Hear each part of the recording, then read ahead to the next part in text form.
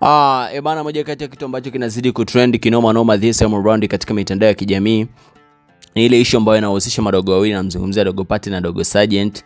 Ni madogo ambao wameanza kufanya kazi wote muziki wa singeli, lakini kikubwa ambacho bado kifahamu ni kwamba this time around hawako chini tena ya management ambayo iko kisimamia muziki wao, kutokana na madogo wao kuweza kutofautiana kwa namna moja ama nyingine, na kila mmoja akaanza kufanya kazi kivyake. Lakini kwa upande wetu tunamuona tayari Dogo Patty ni mmoja kati ambao ameshapata njia kutokea baada ya kuwa ametengeneza mradi wa pamoja kati yake pamoja na Zuchu ambao unafahamika kama Afande, na ni mradi ambao umeweza kupokelewa kwa mikono miwili na mashabiki wa muziki wa singeli. Wengi wanapenda kufahamu kwamba chanzo cha ugomvi wa Dogo Patty na Dogo Sergeant ni upi.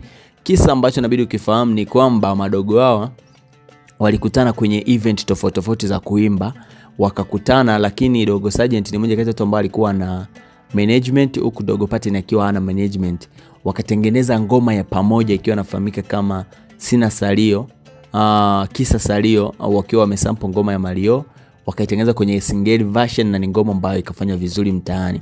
Baada ya ngoma kufanya vizuri, sasa upendeleo ukaanza kwa Dogo Sergeant, akawa anapendelewa, ananunuliwa nguo na vitu fulani anapewa, tofauti na ilivyokuwa kwa Dogo Patty. Kwa hiyo ela ikiwa kipatikana anapewa Dogo Patty ni kiasi cha kutosha, anapewa Dogo Sergeant, lakini Dogo Patty akawa anakaushiwa, ndio kitu ambacho kilimfanya mpaka yeye kuweza kujiondoa katika record label ile. Lakini pia wanadai kwamba Dogo alikuwa hajaliwi kwa kila kitu, na sehemu aliyokuwa analala kidogo haikuwa sehemu nzuri. Kwa hiyo ni vitu ambavyo vinazidi kuibua hisia za mashabiki tofauti tofauti, na kujiuliza kwamba watu ambao waliamua kufanya hivi. I got no more to say, but all I can say is thank you for each and everything. If you got a comment, please don't forget to put your comment kwa comment section. Unaona ni nani ambaye ana haki au ni nani ambaye ni mkosaji kati ya Dogo Sergeant na Dogo Patty?